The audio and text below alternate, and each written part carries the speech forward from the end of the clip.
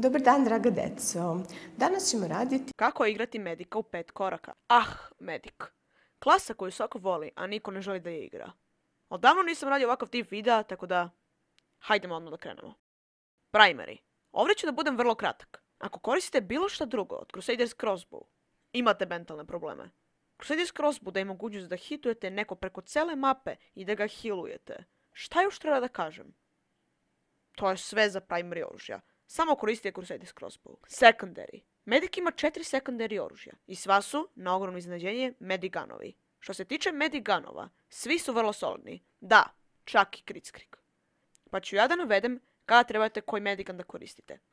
Ako imate vrlo solidan tim koji vas uvijek brani i često živite više od 1 minut, a da ne umrete, što se bukvalno nikad ne dešava jer u casual svakog baš briga za medika, uzmite stock Medigun. Ako imate solidan tim, ali često umirete, uzmite Kritzkrieg, jer on daje mogućnost da se brže puni ubrčač koji umjesto besmrtnosti daje critical hitove.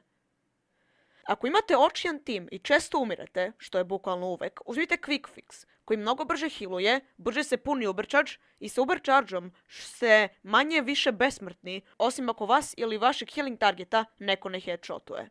I na kraju Vacinator. Ako imate solidan tim, ne umirate često i mnogo dobro igrate medika.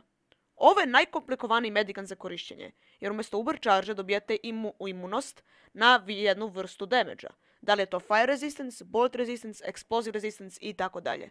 Tako da, ako ste Big Brain Medic, uzmite ovaj Medigun. Mele. Ovdje ću opet da budem vrlo kratak. Ako koristite bilo što drugo od Ubersova, imate mentalne probleme. Ubersov daje 25% Uber Charge na jednom hitu. Mislim, šta još treba da kažem? To je to za loadout. Idemo na gameplay. Pod 2. Aim.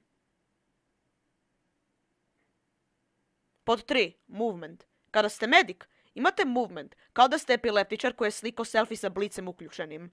Kraučite, skačite, okrećite se, pošto svaka klasa u igrici želi da vas ubije.